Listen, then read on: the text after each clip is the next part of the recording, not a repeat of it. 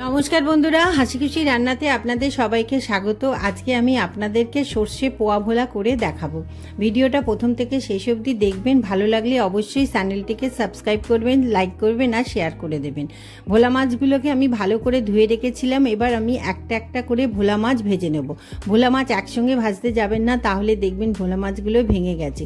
প্রথমে তো অবশ্যই একটা ভাজবেন, তারপরে দুটো তিনটে একসঙ্গে ভাজতে পারেন। দেখুন আমার মাছগুলো ভাজা হয়ে গেছে। এবার ওই একই তেলে আমি দিয়ে দেব টমেটো আর কাঁচা লঙ্কা। কাঁচা লঙ্কাটাকে অবশ্যই ফাটিয়ে দেবেন, তা নাহলে গায়ে ছিটে আসবে। এবার একটু ভালো করে নাড়িয়ে চাড়িয়ে আমি সর্ষের বাটা দিয়ে দেবো, তারপর সর্ষে ঘোলা জলটাও দিয়ে দেবো। এরপর ওপর থেকে দিয়ে দেবো স্বাদ মতো নুন আর সামান্য হলুদ গুঁড়ো আর লঙ্কা গুঁড়ো দিয়ে আমি ভালো করে নাড়িয়ে চাড়িয়ে ফুটতে দেব। দেখুন ঝোলটা আমার ফুটতে আরম্ভ করেছে। এবার ওই ভাজা ভোলা মাছগুলোকে আমি এর মধ্যে একটা একটা করে ডুবিয়ে দেব। এবার ভালো করে নাড়িয়ে চাড়িয়ে এটাকে 5 মিনিট মতো সেদ্ধ হতে দেব। 5 মিনিট হয়ে গেছে। এরপর আমি ওপর থেকে এক কলা মতো সর্ষের তেল দিয়ে দেবো, যাতে খেতে আরোই ভালো লাগে।